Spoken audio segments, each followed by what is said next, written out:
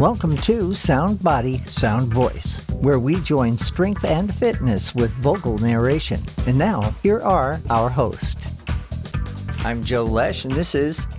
I am Tycho Bergquist. Hey, you going to use the last name today? Just because you did. I only knew you as Tycho, and now you're a Bergquist. Well, my last name means mountain twig, and I'm a drummer, so it kind of works. Oh, really? You know, my first name means drums in Japanese. Oh, is that right? Yeah, Tycho. Tycho is drums in Japanese? Yeah. Man, I thought it was just a cool name like Tycho, and I used Mojo, get your Mojo working, get your Tycho working. Mojo Rising. So you were a drummer originally, right? When you came to Nashville? That's how this all started. All right, tell me about it. Yeah. So basically about 30 years now, I've been playing drums, and I love drumming. I love music. It was kind of like my physical outlet growing up. I didn't really have a desire for athletic pursuits. I tried them, but it was kind of just because I felt like I had to. Okay. Mm-hmm. And then when I found the drums, I had been playing violin for 5 years and taking a break from music. And I just realized that I was dancing with my hands and my feet. Uh-huh. And I didn't think about it that way, but that's how it felt. Yeah. And then once that happened, I was like, how can I make it better? And I ended up in the gym sometimes, and I realized the gym makes me better at drumming. And then lo and behold, I was like, well, how do I get myself in the gym more? Mm-hmm. Teach it. So you went from drumming to from being a drummer to a fitness coach. Exactly. Very cool. Yeah, and then the 1 year that I was doing both was back in 2011 and 2012, a year of staying up until about 1 or 2 or 3 sometimes, doing semi-professional touring around, and then waking up at about 4 or 5 or 6 and working my 2 training jobs. And I was like, which way do I go with this? The healthier route or the musical route? And I can always play music, and the healthier route took precedence. So here I am. Yeah, well, very good. I remember back when I was playing in Vegas some years ago, we would be playing or entertaining at the Golden Nugget or at the Sahara, and we would be playing till 1, 2, or 3 o'clock in the morning, so I can relate to those early hours. Definitely sleeping at the gym I was working at. Yeah. Didn't work out so well, but I had to do it because I was so tired, and I was like, if I don't, I won't make it. So it's kind of like a moment of like, got to go one way with this. Yeah. Back when I was a kid, my favorite drummer was Karen Carpenter. Of course, I met her when she was just 14. We were all in high school wondering what the future was going to look like, and she was a fabulous drummer. That's before your time, but you can look her up. Do a Google search. Karen Carpenter. Joe's favorite. I've been over to see your facility. It looks really amazing. It's wonderful what you've done with your place. You too. Oh, well, thank you. Yeah, this is my playground here. You guys can't quite see the sound booth. It's back there behind you. If you turn around, just look behind you. That doesn't work either, does it? They can't see it. Okay. They gotta trust us. Tell me a little bit about your services that you offer. Cool. Well, I've been doing this now 14 years. The first year was what I was talking about, where I didn't sleep, but I got it all done. And after about 11 years of working, so I did work in the East Coast, in Boston, where I'm from, and then in the West Coast, in San Francisco and Berkeley. And about 11 years into it, I realized that people were hitting a similar experience of, plateaus. Mm-hmm. Same either couldn't come back because something would show up, or they would get injured or something. Mm-hmm. And it's common. It's not like I was noticing this just with my clients, but it was something that I wanted to investigate because behind the scenes, I'm kind of a nerd, and it feels good to know like how to do things better and be efficient. So I was like, okay, what is the thing that's happening here? What about it makes them not want to do it? Mm-hmm. And so I realized that there was something, and that something I kind of thought about, maybe it's kind of like I can have people work in like the Buddhist context and like meditate. Buddhist context? Or context. Yeah, the idea of like getting quiet with yourself and being like, why am I hitting a plateau? Okay. Right? But that's kind of like, a little bit too woo-woo, right? It's just like, just get quiet and think about it. It's like, nobody cares. I mean, sure, some do. But so I was like, okay, so what is the thing that gets people to really know it? And I had been working with this coach for myself because I'm always learning new ways to get myself better and be more efficient with my brain and my body. And lo and behold, I ended up on this experience that is based in the human potential movement. So the human potential movement is based in the idea, starting in the 70s, basically like Aldous Huxley, the writer, he kind of started it. And it has to do with the idea that people, humans, are better when they're living their potential. Mm-hmm. And I think that we can basically all agree on that. It's like, be your potential. Sure. But it's based in the idea of psychology and like how does the mind work to get potential.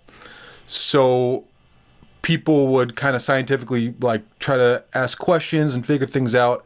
And after about, it's now been 50 years, it's kind of been perfected. So a guy named Jonathan Rice and Carl Buchheit, his master student, and they worked together, and Carl Buchheit's taken it on with Carla Camus in Marin, California. And they basically do this experience of asking questions and getting answers to get people into their subconscious, where they find out that they've been choosing something that they usually didn't like. So I'll give you an example. So a lot of people think about how like they can't get enough money. This is a common thing in our culture, right? And our culture is about money. It's a capitalist society, so it's kind of ironic. But the thing is, people think in terms of lack. And there was a moment in most people's lives where they thought they shouldn't have enough. And that can be often even in the womb, like their mother talking to them, or when they're usually around like 2 or 3, formative years. So basically what happens is with this work, you notice how people speak, how they talk, what their eyes do, and then you can pinpoint that moment.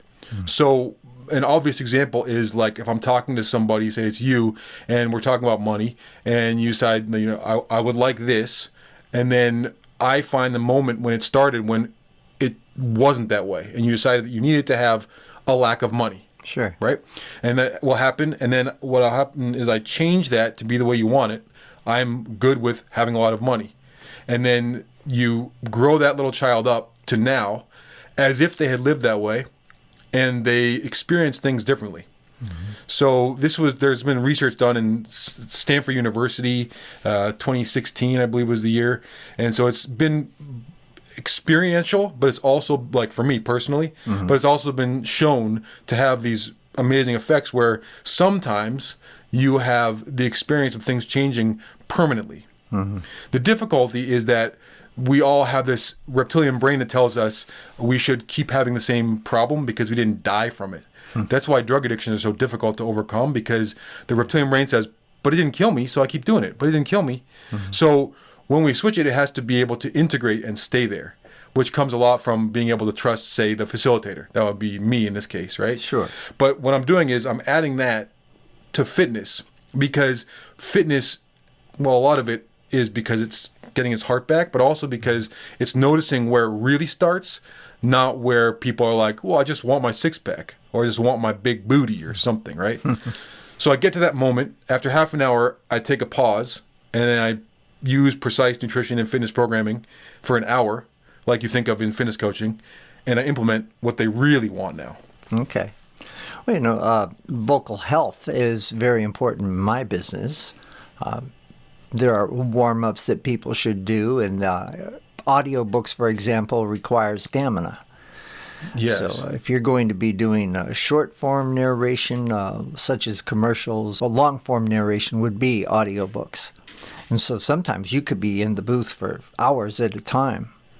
And if you're not up to it, if you don't have the health for it, then you should stay away from that sort of work. Yeah. So do you train people for this kind of stamina? Oh, sure. Yeah. I'd like to start people off with short-form narration type projects. It could be character voices, corporate narration, commercials, but that's where they should start so they can learn their software. There's some mental health about that too, learning the software, learning something new. And generally, that's where people start to fail. Because, oh, I've got to learn this now. I've got to learn that. It's the same thing with fitness. I've got to do this exercise. I've got to do that exercise. I've got to take time for this and time for that. Well, it's the same thing with any profession. If you want to get good at it, if you want to see those results, you got to work at it. Practice makes better. That's right. They say perfect, but that's not possible. That's just a goal, right? So, Joe, what got you into being a voice coach? I was a ventriloquist when I was 7, from 7 to 10. And I used to come up with different voices for my dummies. The other kids would be out playing baseball, and I'd be at home coming up with character voices. And years later, that would come into play when I was doing music for a Disney project, and I wound up being several voices on the project because I happened to be ready with a lot of character voices that they didn't know that guy that was working on the music behind the scenes had voices in him. Studying acting at the Pasadena Playhouse as I wanted to be an actor. I just happened to fall into some things. They kind of sidelined me, but music took over. And that was okay, because I enjoyed that too. So now you can kind of do it, but teach it, so you're still in it. Yeah. And you're playing. Yeah. And years later, when I was working for an advertising company, there were lots of possibilities for auditions that were available through the advertising company. And I did national ads for Toyota and Ford and Chevy and Folgers. And during the 90s, I was on-camera spokesperson for Philips Magnavox. And then really, voiceover took over my music about 1989 or 90. I had the same manager as this young girl whose name was Reese Witherspoon. And my manager said, I got this young girl coming over. They want to hear her. She's up for a Monday night movie of the week, and they want to hear her do her lines without a Southern accent. And I said, well, send her over. I'll see what I can do. And she was well on her way to losing her accent. She was brilliant. She was only 14 years old. She was making all of her own reservations on her cell phone in 1989. You can imagine. The Reese Witherspoon? Yes. Reese Witherspoon. And that cell phone in 1989 looked like a World War II walkie-talkie. But she was very impressive. And she still had a couple of little things about right instead of right. Mm-hmm. Just minor stuff. And we got those ironed out. We recorded her lines, and she got that Monday night movie of the week. That's when I realized that I would be interested in teaching. One thing led to another, and next thing I knew, I was doing all voiceover work, and I'd much rather act for the microphone than for the camera. So Reese Witherspoon is the impetus to you officially being a voiceover coach? She was what I enjoyed working with her so much. I thought, hey, this is all right. I could do this again. And so eventually I started doing a lot more of it. In the experience of music obviously being a part of voiceover, how does music play a role in your voiceover coaching now? I feel like music and narration go hand in hand. They both have a rhythm. They both have kind of feel. As a storyteller, songwriters are storytellers. Singers are storytellers. They've got a story to tell through their voice. We have a story to tell through our voice. So I'm still singing, still playing with a band, and enjoying music along the way. But narration is my love. I love doing that. Specifically narration, but telling stories. And you do that in all kinds of ways. And then you help others tell their stories. Yes. So how does it satisfy you? Is the experience for you in voiceover coaching about helping people tell their stories, or what is the satisfaction? Well, the satisfaction is helping people to become more conversational in their dialogue, because many people just kind of tighten up when the microphone's on. They freak out. Too many matches. I'm recording. Too many mistakes. I have to say that again. But it's just being yourself, really. It comes down to being yourself. But when you become yourself, it's easier to take on other characters, because it's a lot of fun becoming other people, becoming other characters. So I try to help them realize that it's not as difficult as they think. Most people overthink that type of thing. And so I get people out of themselves so that they're not overthinking, and they can just have fun with it. Because that's the whole idea. It's just fun. And it should be fun to work with you. It should be fun to exercise. It should be fun when they know that they're getting their body in shape, and they can start to see the results. Yeah. It's the same in my business. When they start to see the results, the confidence builds. They've got a brand new person. Yeah, right. And just like you said, getting over themselves to be in the moment, to just express the fun that they're having and just Exactly. be themselves. Yeah. So it's a lot like purpose work, which we have in common. We're trying to get people right into their purpose. That's true. Yeah. And whether or not like this specific thing is the purpose, it's not as much about what it is as the purpose as getting them to their purpose. What initially brought you to Nashville? It was music, right? No. No. It actually, well, to be fair, directly associated with music because I went to Bonnaroo in 2023 with my now fiance, and we just decided to visit Nashville. Right. Which, by the way, Regina's beautiful. Thank you, Joe. She's a gorgeous creature. She is. I agree. So we came here for that. So totally, I can thank music for being here. But we just visited Nashville because I have one aunt and uncle who live in Nashville proper, and we decided to visit them just on a whim. Like, oh, they're here. Let's go. They invited us, and then we checked it out and we looked at it and we were looking at kind of the culture because right now both of us have a lot of intention in what we do. And we have been working on settling, but we didn't want to settle before we were ready to settle. So that was true for each of us, and it's true for our work. And so what happened was we looked at Nashville, and we saw a great yoga community. We saw food that was getting really healthy. So like actually really good organic food, farmers markets, even like Whole Foods is here. Trader Joe's has, organic food. And then their care for water. There's a lot of people here who filter water, and it's a care for water, which is very important. And so because of all of what we had seen in just a few days, we thought about how we had been considering moving somewhere else, but we'd never really been we're ready to go. And when we looked at each other, just kind of one of those moments is like, are you feeling what I'm feeling? Mm-hmm. Yeah. So the reason we moved here was actually for our work.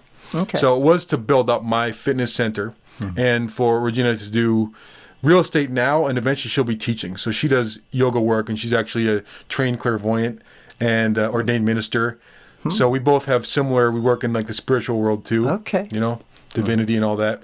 Right. So basically, the experience of Nashville being the one for me, I've lived in Germany, London, I've lived in Austin, Texas, Boston, and the West Coast, Southern and Northern California. Mm-hmm.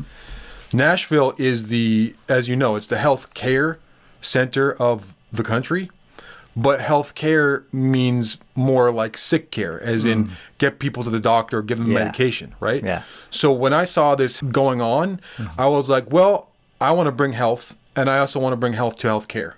So there's a little bit of I'm here to make a statement. Yeah. Bring as much expertise as I can bring. I don't like to call myself an expert, but I've done this for 14 years almost, and it's my passion. I love it. So it's this thing where I can bring it. And at first we were going to have the center be on water, but the mosquitoes here are gunslingers, so we're that's not going to work.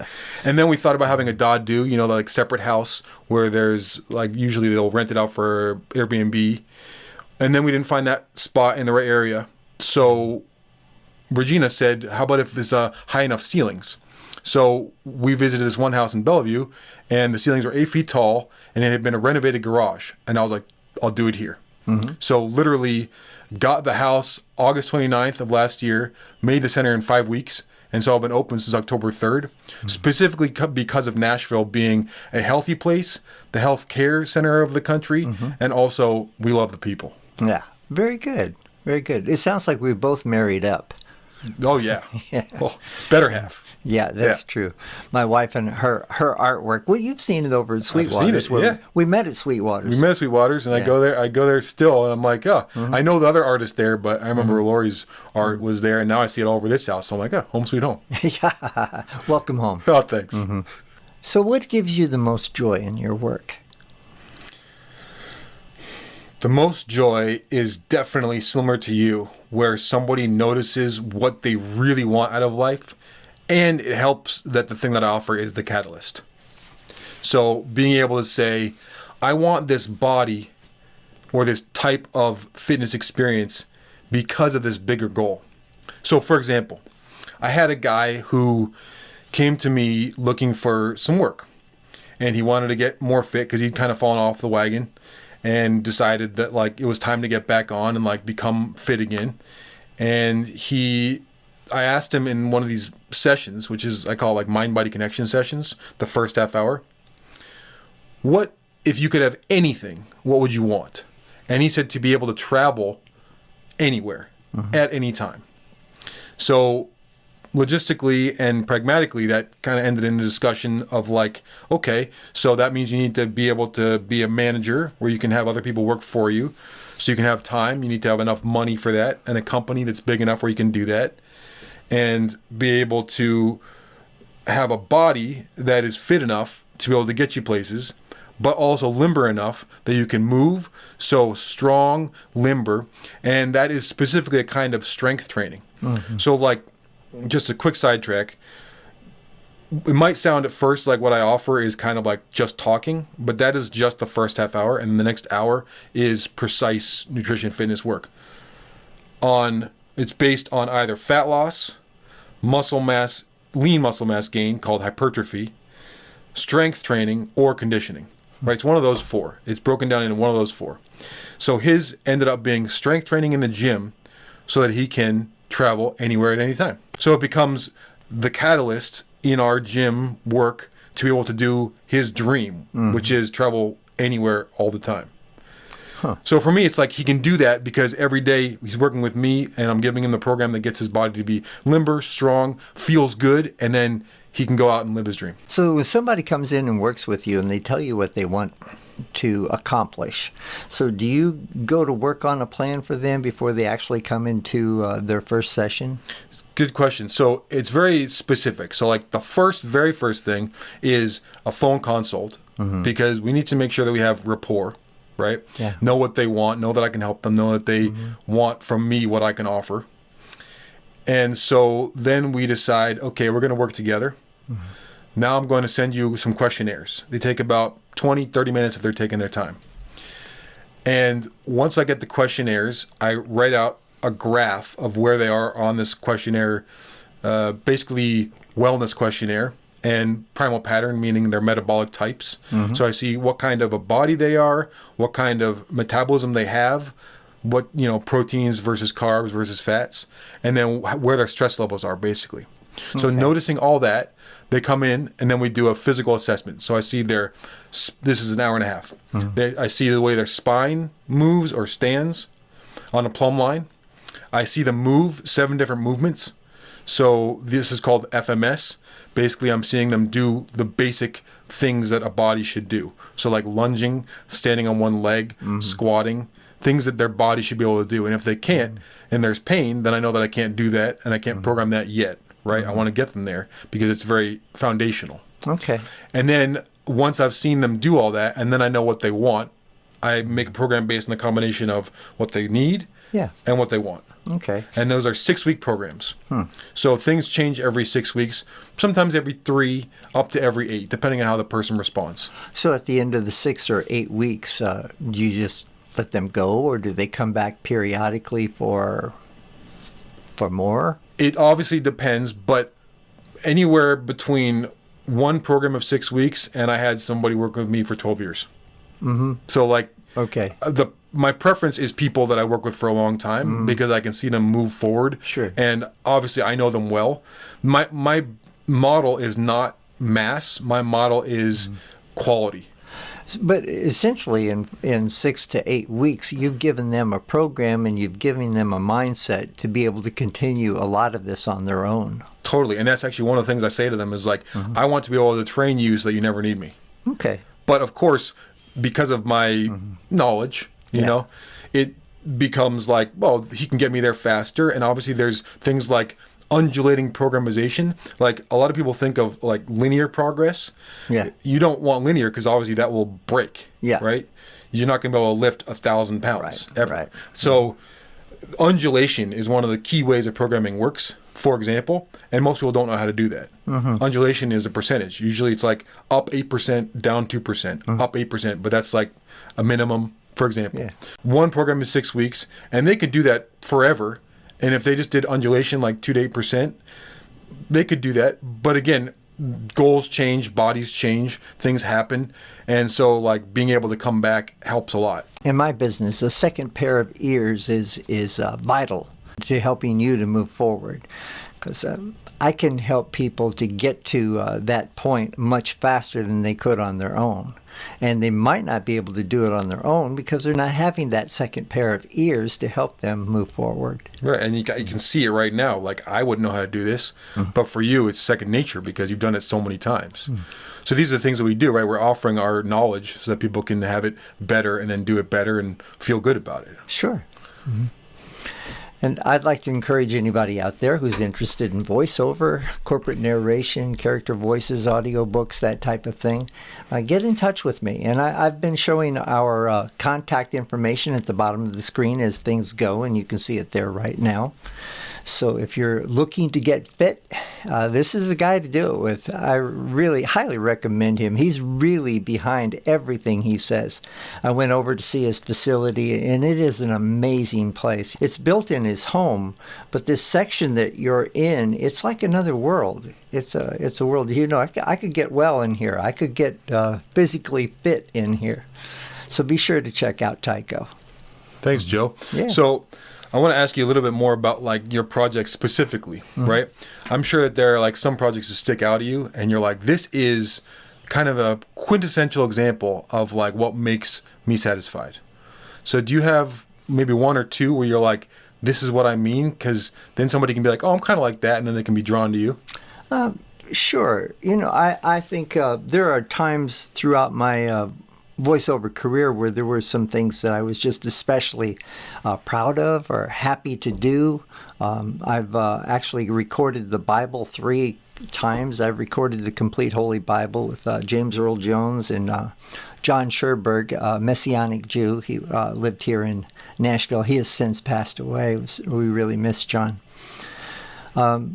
Working for Disney, the Disney Channel, PBS Kids, it was really an experience to see the drawings that they would bring in. They'd say, here are the characters, these are what the characters look like, what should that character sound like, and actually coming up with a voice for that character and them accepting what you came up with. Oh, that is that character. You know, that's really rewarding, especially when you can record today and then you see the cartoon in a month or two. You go, oh my gosh, that's me. I think it's a great sense of satisfaction when you see the results of what you've done. Oh, yeah. And see, it works right across the table for you and for me. And I love to see my students become successful. Mojo Thursday is a day here in Nashville. It's at Sweetwater's Coffee, where we meet from 9 to 10 on the third Thursday of each month. And voice actors sit around this big conference table and we talk about issues or finding work or problems with gear or how to fix this, how to fix that. How should I approach this job? How should I approach that one? It's a great time, and you're all invited to come. Anybody who's interested in voiceover, please join us on Mojo Thursday, the third Thursday of each month at Sweetwater's Coffee in Nashville, Tennessee. So basically, the experience of seeing people come to a success and things like the picture come to a personified experience where like you used a voice and all of a sudden it became alive.